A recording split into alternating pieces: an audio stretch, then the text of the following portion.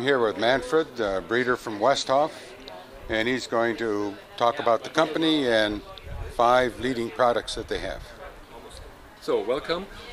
Westhoff is a company that does a lot of production.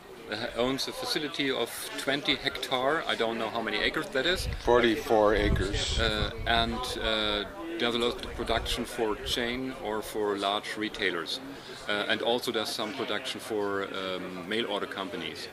And we have a breeding department and nothing in between. So we are a breeder and a finished plant producer. The advantage for the breeder is that we very well know what a grower needs. So we take care for the final consumer's needs, but also for the grower needs, because otherwise our growers would kill us. They grow our stuff, and they have to grow that. Yeah, so we have a very direct feedback, and we think that helps us to focus in our breeding. Okay, we are located in northwest Germany, and most production is done for the German market. Our products from breeding are out-licensed to different companies. We are an independent breeder. We are not bound to any large company. There are several sources to get our varieties. So we have production at Cone, at Oro Farms, at Florexpo, PSI, and so on. So in case there is a shortage at one place, or this year we could say if there would be any issue at one place, there would be an alternative. Yeah. And I understand for the next season, Vivero International will have the entire assortment of Westhoff. I don't know whether they have the entire assortment. At least they started trial production of or trial mother stock of our genetics. Okay. That's right. Yeah.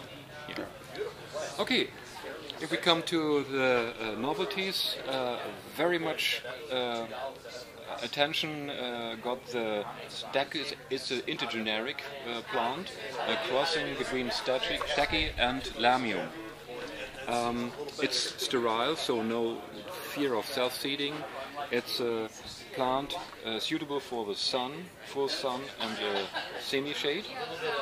You could use it as a ground cover, as a mono item. You could use it in combo. It's very nice. These plants never got any PGR. So the URC were started in about week 48. So these are show plants, and these are in flower since about 8 weeks. So very well self-branching and very easy. And as I understand, for the most part, flowers through the summer. Totally, yes, right. Yeah. Great. There are no flower break. Then a new item for Westhoff, the Brachyantha Cottage series. There are series in the market already, of course, but if you look closer to it, they are very inhomogeneous. Large flowers, very large flowers, and very small flowers. In general, the reds are very small in flower, taller, more compact. Leaf is a different, wider leaf, a narrow leaf. What we did is we concentrated on the narrow leaf type because we want to have a good airflow, less botrytis problems. Compact, bushy plants, a very homogeneous habit and earliness, and flower size. So as you can see here, there is a little bit difference in flower size, but much less than you can see anywhere else. Yep. So that's a new item for Westhoff, and will be in the market next year. Now, I can see this is a good product for North America. Is it also a good product for Germany? Perhaps more for France. Okay. Yeah. And what I could mention as well is that it's a real white. It's not a whitish, it's a real clean white.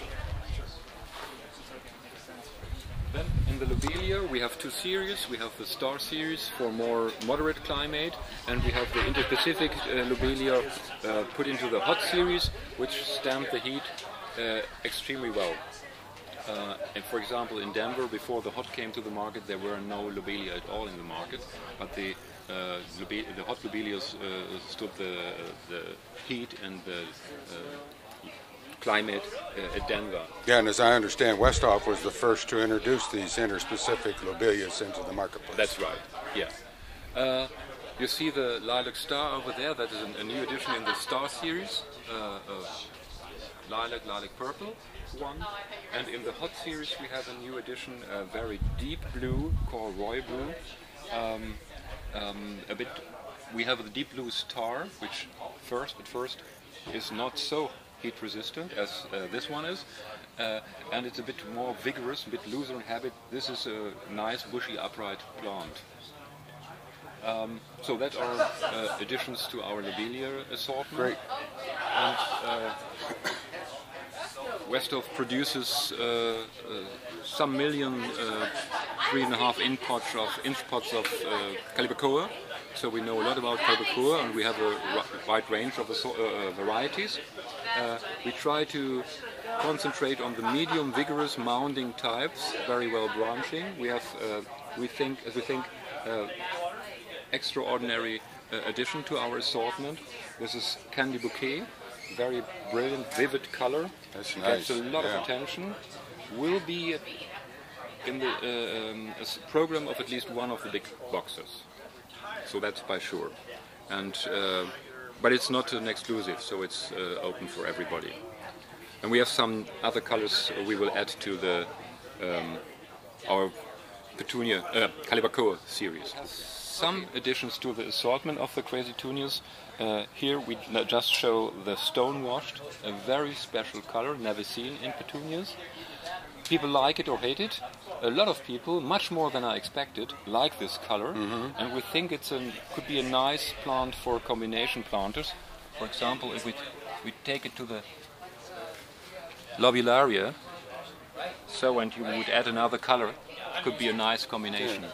Can I ask you a personal question? Yes, of course. Do you like it? So I'm the breeder. Yeah. I think it's unique and it's special. That wasn't my question. My personal taste, no, my personal taste is different. Okay. Yeah. And so that might be the key to a lot of sales, because in retail they always say when you stock your shelves, at least half the items should be things you don't like, because other people will and they'll buy it. So, yeah. All right. Okay. Okay.